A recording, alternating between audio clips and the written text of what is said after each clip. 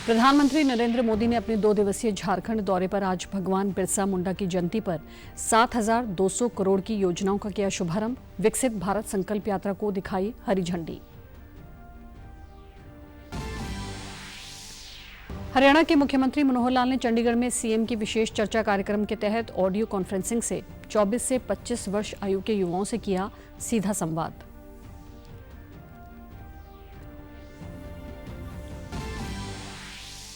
पंजाब, हरियाणा और चंडीगढ़ सरकार को लावारिस कुत्तों के काटने पर पीड़ित लोगों को देना होगा मुआवजा। पंजाब हरियाणा हाईकोर्ट ने सुनाया फैसला।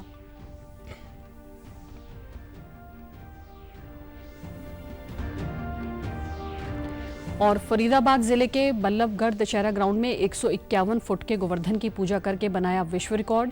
हजारों लोगों ने किया सामूहिक पूजन, सांस्कृतिक कार्यक्रम भी किए गए पेश।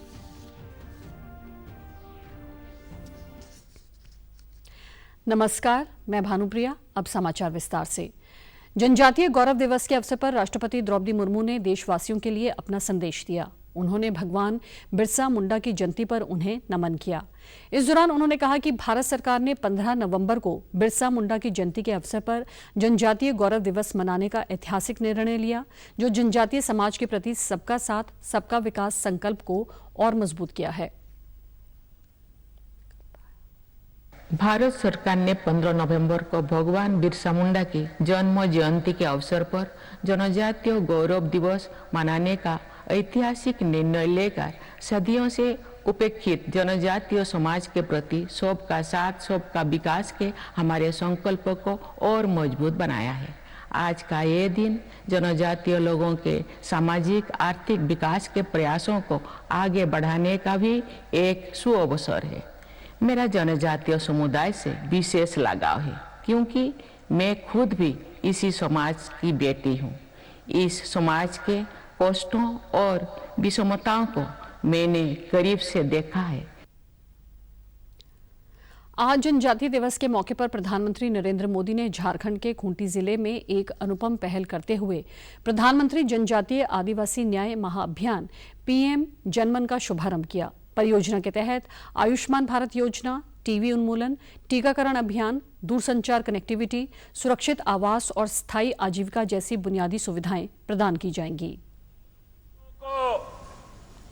देश की माताओं बहनों को, देश के नौजवानों को, देश के किसानों को मोदी की गारंटी है। और जब मोदी की गारंटी होती है ना, तो आप जानते हो गारंटी क्या होती है? मोदी की गारंटी यानी गारंटी पूरा होने की भी गारंटी। इस दौरान प्रधानमंत्री नरेंद्र मोदी ने प्रमुख सरकारी योजनाओं का प्रसार सुनिश्चित करने के लिए प्रधानमंत्री व्यक्तित्व भारत संकल्प यात्रा का शुभारंभ किया। यह यात्रा लोगों के पास जाने, जागरूकता पैदा करने और स्वच्छता सुविधाओं, आवश्यक वित्तीय सेवाओं, बिजली कनेक्शन, एलपीजी सिलेंडर तक पहुंच, गरीबों के लिए आवास, खाद्य सुरक्षा, उचित पोषण, विश्वसनीय स्वास्थ्य सेवा, स्वच्छ पेयजल जैसी कल्याणकारी योजनाओं का लाभ प्रदान करने पर केंद्रित है। संभावित लाभार्थियों का नामांकन इस यात्रा के दौरान मिले विवरणों के जरिए किया जाएगा। विकसित भारत संकल्प यात्रा के शुभारंभ के अवसर पर प्रधानमंत्री ने झारखंड के खूंटी में आईईसी, सूचना, शिक्षा और संचार वैन को हरी झंडी दिखाकर रवाना किया। यह यात्रा महत्वपूर्ण जनजातीय आबादी वाले जिलों से शुरू होगी और अगले साल जनवरी तक देश के सभी जिलों को कवर करेगी। और सेक्युलरिज्म न जाने रोज सुबह शाम इसके गीत तो बहुत गाए, बयानबाजी बहुत होती रही। सच्चा सेक्युलरिज्म तभी आता है जब देश के किसी भी नागरिक के साथ भेदभाव की सारी संभावनाएं खत्म हो जाए। सामाजिक न्याय का भरोसा तभी मिलता है जब सबको बराबरी से, समान भावना से सरकारी योजनाओं का लाभ मिले। और इसी सोच के साथ अब आज से विकसित भारत संकल्प यात्रा शुरू हो रही है। इस यात्रा में सरकार मिशन मोड में देश के गांव-गांव जाएगी। हर गरीब, हर वंचित को सरकारी योजनाओं का जो हकदार है, उसके हक के लिए उसको लाभार्थी बनाया जाएगा। प्रधानमंत्री नरेंद्र मोदी ने अपने 2 दिवसीय झारखंड दौरे के क्रम में आज रांची में भगवान बिरसा मुंडा मेमोरियल पार्क और स्वतंत्रता सेनानी संग्रहालय का दौरा किया। इस दौरान उन्होंने भगवान बिरसा मुंडा की प्रतिमा पर पुष्पांजलि अर्पित की।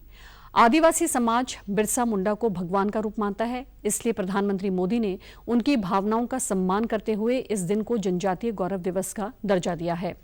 इस दौरान प्रधानमंत्री नरेंद्र मोदी ने झारखंड के खूंटी जिले में विशेष रूप से कमजोर जनजातीय समूह पीवीटीजी विकास मिशन का शुभारंभ किया। 24,000 करोड़ रुपए की इस परियोजना से 220 जिलों के 22,544 गांवों में रहने वाले 18 राज्यों और केंद्र शासित प्रदेशों के 75 विशेष रूप से कमजोर जनजातीय समूह को लाभ मिलेगा। इस दौरान प्रधानमंत्री ने पीएम किसान सम्मान निधि की 15वीं किश्त भी जारी की। इससे 8 करोड़ से अधिक किसानों को 18,000 करोड़ से अधिक की सम्मान राशि सीधे उनके खातों में भेजी गई है।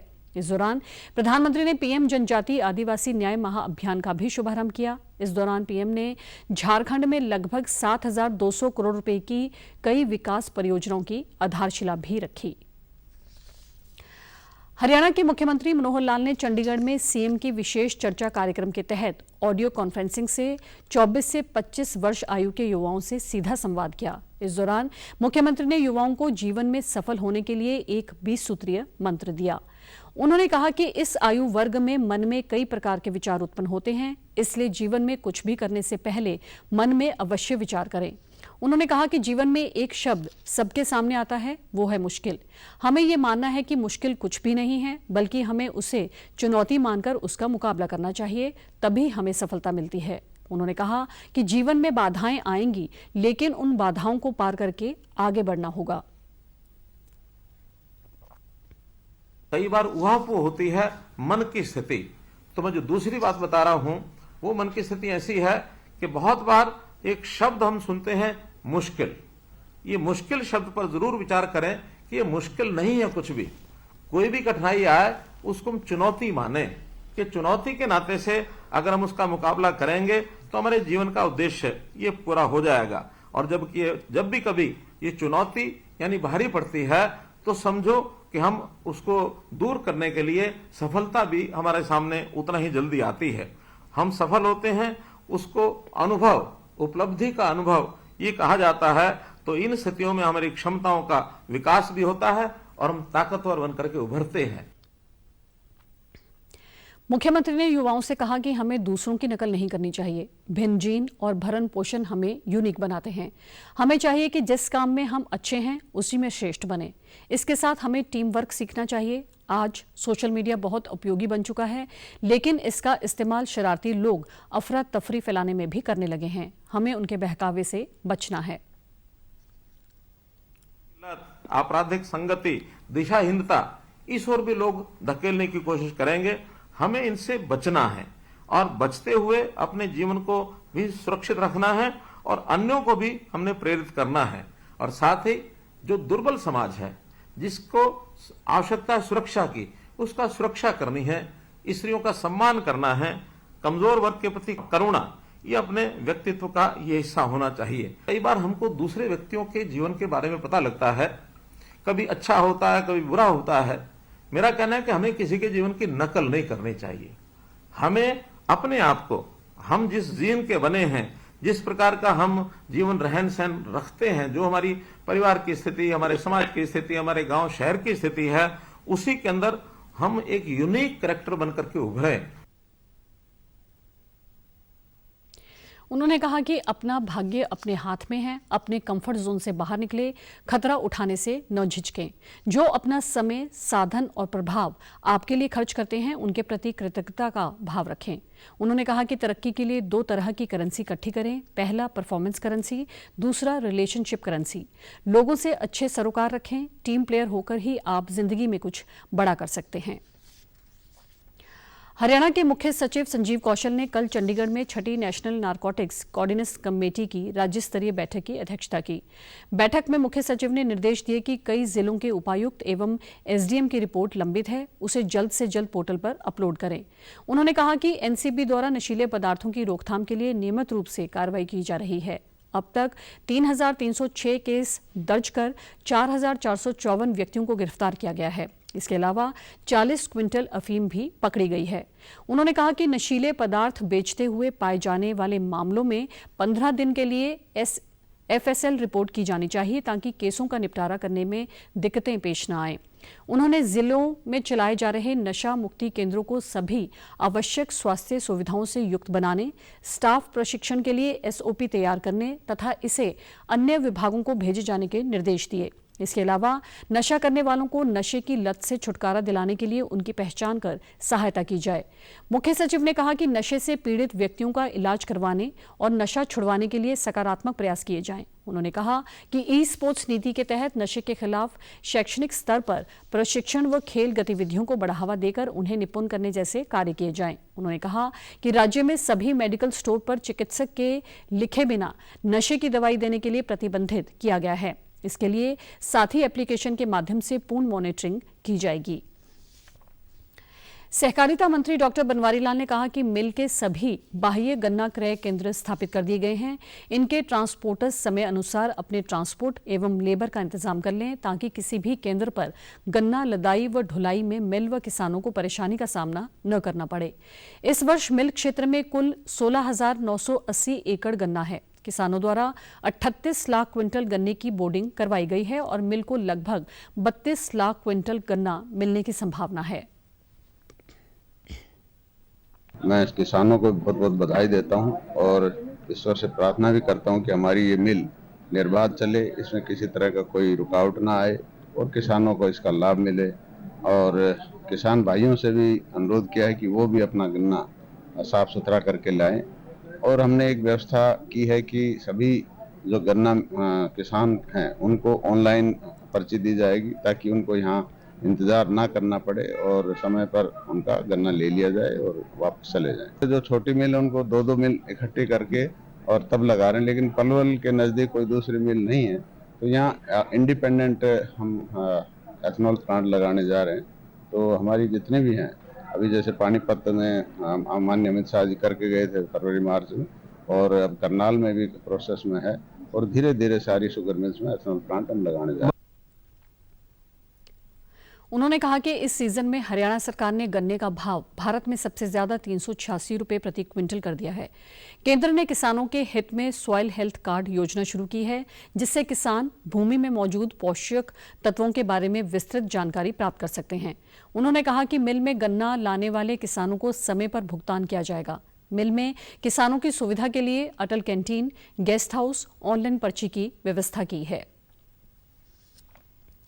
अंबाला कैंट में तैनात ड्राइवर की हत्या के बाद पूरे प्रदेश में प्रदर्शन कर रहे हरियाणा रोडवेज के कर्मचारियों से परिवहन मंत्री मूलचंद शर्मा ने त्योहार के दिन चक्का जाम न करने की अपील की है। उन्होंने घटना को दुखद बताते हुए कहा कि मुझे जानकारी मिली है कि दोषियों को गिरफ्तार कर लिया गया है। साथ ही चंडीगढ़ में शाम को यूनियन के नेताओं की बैठक बुलाई है। सरकार पहले भी कर्मचारियों की मांगों को मानती आई है और जो भी नियमों के तहत उचित होगा, कर्मचारियों की मांग आगे भी पूरी की जाएगी।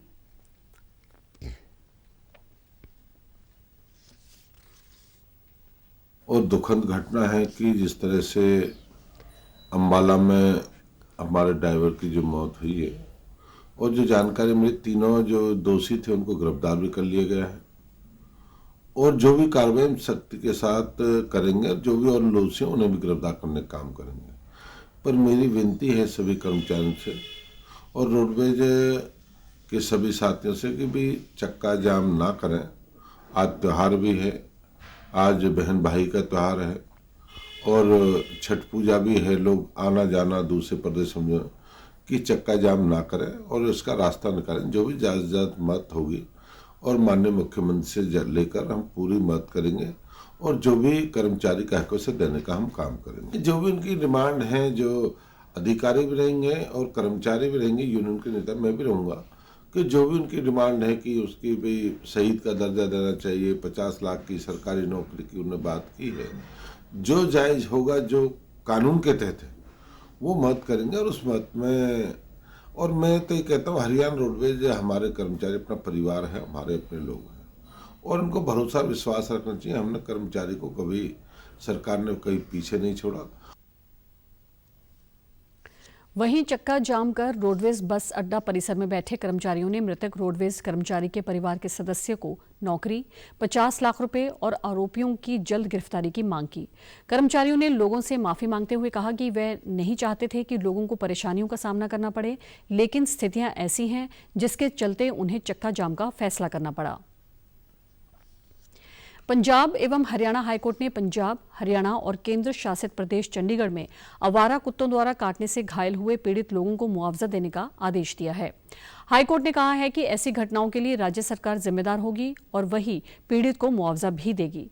हाईकोर्ट ने कहा कि कुत्ते के काटने पर व्यक्ति को कम से कम 10,000 रुपये का मुआवजा दिया जाना चाहिए। इसके साथ ही मांस नोचने की स्थिति में प्रति 0.2 सेंटीमीटर जख्म के लिए 20,000 रुपये पीड़ित को देने होंगे। हाईकोर्ट ने पंजाब, हरियाणा और चंडीगढ़ प्रशासन को मवेशियों अथवा जानवरों से होने वाली दुर्घटनाओं के संबंध में मुआवजा निर्धारित करने के लिए समितियां गठित करने के निर्देश दिए हैं। इन समितियों को आवेदन मिलने के बाद 4 महीने के अंदर मुआवजा राशि जारी करनी होगी। हाईकोर्ट ने ये आदेश लावारिस पशुओं से होने वाले हादसों को लेकर दाखिल 193 याचिकाओं का निपटारा करते हुए दिए। अदालत ने इस बात पर चिंता जताई कि सड़कों और गलियों में आवारा कुत्तों द्वारा काटने की घटनाएं तेजी से बढ़ रही हैं। कई मामलों में लोगों को जान तक गंवानी पड़ी है। नूंह जिले के अगोन गांव के क्लस्टर में रीगढ़, अखनाका, कोलगांव, शाहपुर, पथराली इत्यादि गांवों के अधिकतर किसान गाजर की फसल उगाते हैं। एनसीआर की मंडियों, खासकर दिल्ली, मथुरा, आगरा इत्यादि में अगोन क्लस्टर की गाजर को बेहद पसंद किया जाता है। पूरे जिले में तकरीबन 8,000 एकड़ भूमि में गाजर की फसल है, तो अकेले अगोन क्लस्टर में 2500 एकड़ में गाजर की फसल किसानों ने लगाई हुई है। बागवानी अधिकारी इलियास ने बताया कि बागवानी विभाग ऐसे किसानों को 15,000 रुपये प्रति एकड़ रुपए का अनुदान देता है जिन्होंने टपका प्रणाली से गाजर की फसल लगाई हुई है। इसके अलावा गाजर की फसल बोने तथा गाजर को धोने की जो मशीन इस्तेमाल में आती है उस पर आधी रकम की सब्सिडी भी बागवानी विभाग देता है। इसके अलावा भी इस इलाके में कई प्रकार की सब्जी की फसलें उगाई जाती हैं। किसानों को भी इस बार अच्छी फसल और अच्छे भाव की पूरी उम्मीद है। भी जाते हैं किसान के, और हर किसान को हम संतुष्ट करते हैं। जो भी कोई हमारा स्कीम आती है हम उसको गांव-गांव में बताते हैं। किसान अब बहुत ही आगे बढ़ चुका है सब्जी पे, गाजर, प्याज पे। 2 साल से किसान मार में था भाव की वजह से, लेकिन अब के बहुत बढ़िया भाव मिल रहा है किसान को। 15-20 दिनों में मार्केट में पहुंच जाएगी। जैसे हमारे दिल्ली जाती है ज्यादातर गाजर, इधर मथुरा, आगरा, पुराना, दिल्ली भेजते हैं इसको। लोकल मंडी में जाए 25-30 साल से करते हैं जमींदार। सारा गांव इसको ही करते हैं गाजर प्याज को। भाव के पीछे अगर 20-25 रुपए किलो का भाव आ जाए तो बढ़िया मुनाफा हो जाएगा। 8-7 रुपए किलो का आएगा तो उसमें मुनाफा नहीं होगा। ठीक गाजर है फिलहाल तो बड़ी स्थिति है। गाजर पहले यहाँ 8-7 किलो एकड़ में गाजर होती ही, और वहाँ से लगभग कुछ 4-5 किलो गाजर अब हो रही है। कहाँ खेती करा गाजर बोता और कहा ये फसल ही बोता गाजर की। साली मशीन ने बोई, यहाँ मशीन तो मिले जब भी तो बोआ गाजर नहीं, कुड्डी से सिरसू की कुड्डी से काटते हैं इन गाजर को। अब मशीन आई है, मशीन बोल लगी गाजर। मुनाफा तो जब भाव नहीं मिलता तो मुनाफा नहीं, कुछ मुनाफा नहीं होता इसमें। अभी तो चला जाता है, गाजर भी नहीं पहुंची है मार्केट। अब 10-15 बार पहुंच जाएगी। 16 नवंबर को भारतीय प्रेस परिषद की स्थापना दिवस के उपलक्ष्य में आज भिवानी के चौधरी बंसीलाल सामान्य अस्पताल में पत्रकारों व सामाजिक संगठनों ने संयुक्त रूप से एक रक्तदान शिविर का आयोजन किया। इस मौके पर ब्लड बैंक के प्रभारी डॉक्टर मोनिका सांगवान और Haryana union of working journalist के पूर्व प्रदेशाध्यक्ष अजय मल्होत्रा ने बताया कि 43वीं राष्ट्रीय प्रेस दिवस की पूर्व संध्या पर यह रक्तदान शिविर लगाया गया है। इसका उद्देश्य पत्रकारों द्वारा रक्तदान पर आमजन को ये संदेश देना है कि रक्तदान से न केवल दूसरों की जान बचती है बल्कि रक्तदाता का स्वास्थ्य भी ठीक रहता है।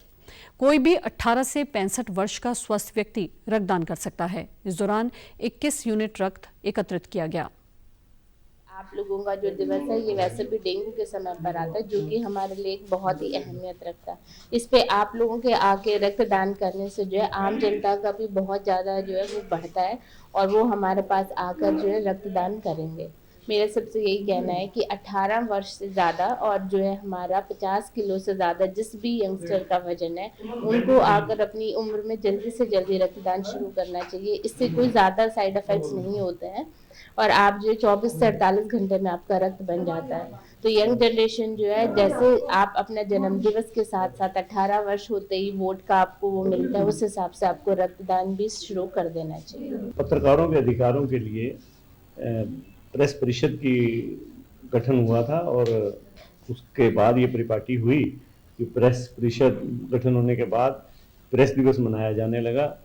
और पत्रकार हमेशा समाज का एक अंग रहे हैं, चाहे वो पत्रकारिता हो चाहे सामाजिक कार्य हो, पत्रकारों ने हमेशा बढ़ चढ़ कर हिस्सा लिया है।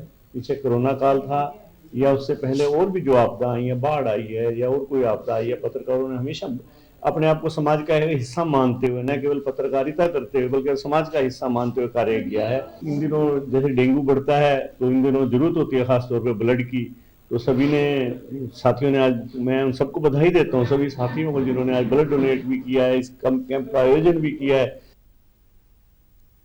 इस मौके पर रक्तदाता ने पत्रकारों को बताया रक्तदान जैसे पुनीत कार्य और लोगों को इसके महत्व की जानकारी देने के उद्देश्य से आज रक्तदान शिविर लगाया गया। कपास को गुलाबी सुंडी के प्रकोप से बचाने और किसानों को जागरूक करने के लिए कृषि एवं किसान कल्याण विभाग राज्यव्यापी अभियान चला रहा है। रोहतक में किसान क्लब की मासिक बैठक में पहुंचे निदेशक डॉक्टर नरहरि सिंह बांगड़ ने किसानों से अनुरोध किया कि वे कपास की अगेती या 15 मई के बाद बिजाई न करें।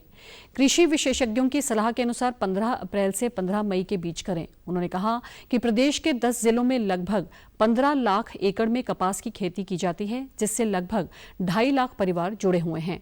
कपास में गुलाबी सुंडी का प्रकोप होने से 20 से 22% तक उत्पादन में कमी हो जाती है। कपास में गुलाबी सुंडी की बीमारी तेलंगाना राज्य से आई है, वहां इस पर नियंत्रण प्राप्त किया जा चुका है। कपास में एक गुलाबी सुंडी का प्रकोप बढ़ गया है काफ़ी, और यदि गुलाबी सुंडी के प्रकोप को हमने नहीं रोका और उसके सही इंतजामात नहीं किए तो कपास की फसल में फिर भारी नुकसान होगा और उसकी वाइबिलिटी नहीं रहेगी, और जो उसका टेंडा होता है जिससे फूल निकलता है वो ख़राब हो गया तो फिर उसमें फिर बचता कुछ नहीं है।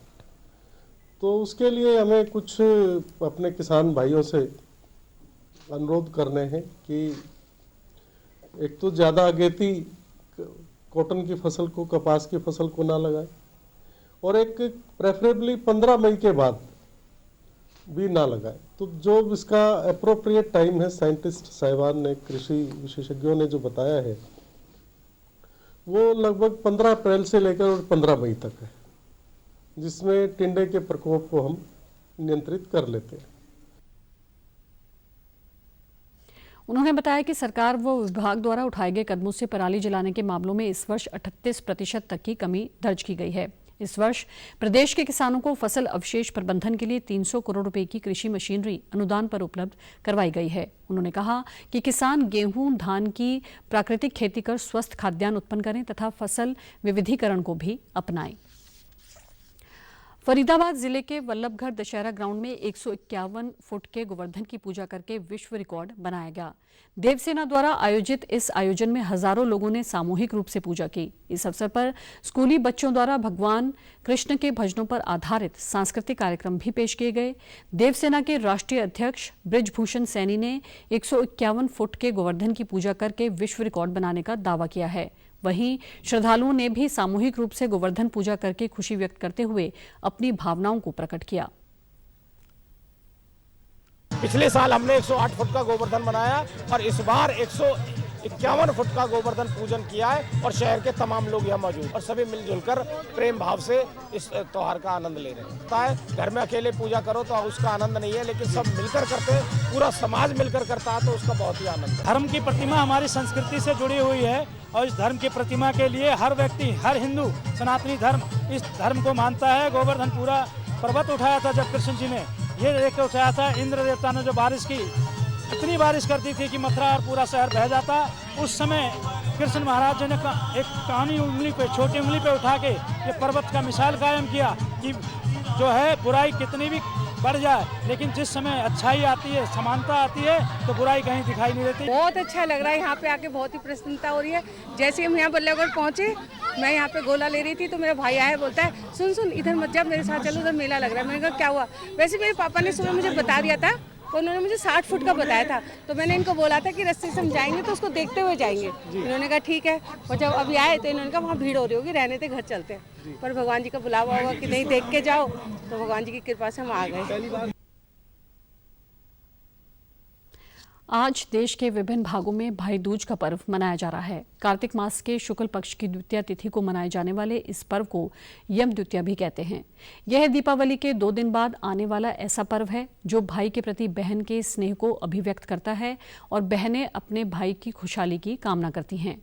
हरियाणा के मुख्यमंत्री मनोहर लाल ने भाई दूज पर शुभकामनाएं दी हैं। उन्होंने सोशल मीडिया एक्स पर लिखा है, भाई बहन के अनंत स्नेह और दायित्व बोध के पावन पर्व भाई दूज की समस्त देश प्रदेश वासियों को हार्दिक बधाई व शुभकामनाएं। भाई बहनों के बीच असीम श्रद्धा व अटूट समर्पण बना रहे तथा सभी को मनोवांछित फल की प्राप्ति हो, ऐसी कामना करता हूं।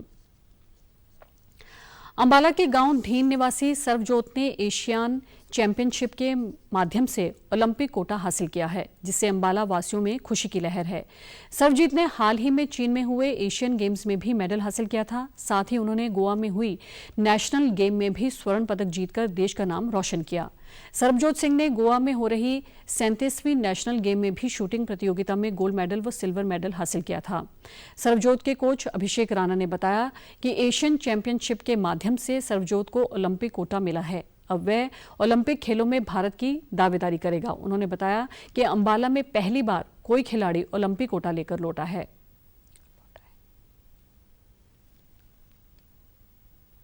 काफ़ी मेहनत के बाद हमारे को जो है ओलंपिक कोटा एशियन चैंपियनशिप के माध्यम से अभी मिला है, जो कोरिया में भी संपन्न हुई है।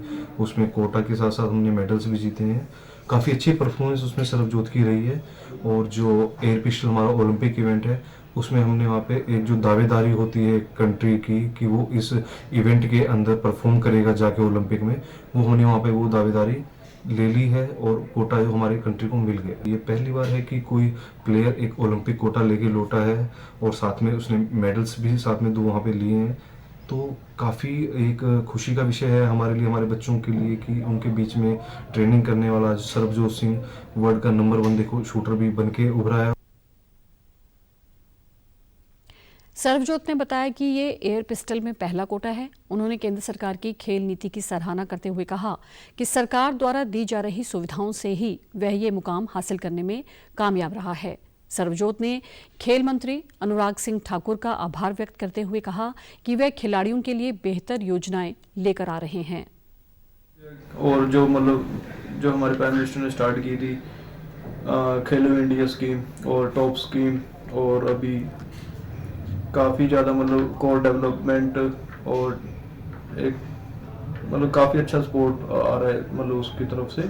और जो शूटिंग में हॉस्टल्स प्रोवाइड किए गए हैं एथलीट्स को, NCOI शूटर्स, उन सबको काफ़ी अच्छी बेनिफिट्स मिल रही हैं, फैसिलिटीज़ काफ़ी ज़्यादा अच्छी हैं वहाँ पे। बहुत अच्छा उन्होंने कदम उठाया, काफ़ी ज़्यादा स्कीम स्टार्ट कर दी उन्होंने, जैसे कि अभी बताया मैंने आपको, तो सारी उनकी की है सारा ये। समाचारों में आज इतना ही। नमस्कार।